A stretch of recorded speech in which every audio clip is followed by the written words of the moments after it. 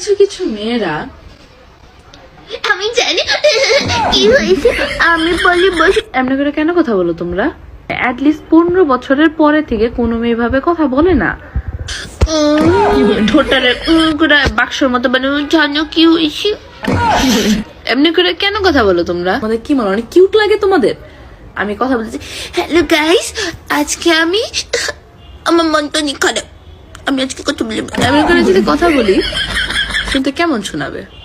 রাস্তাঘাটে কিছু মেয়েদের দেখি, দোস্ত কি হয়েছে জানেন? এমনি করে হাসো।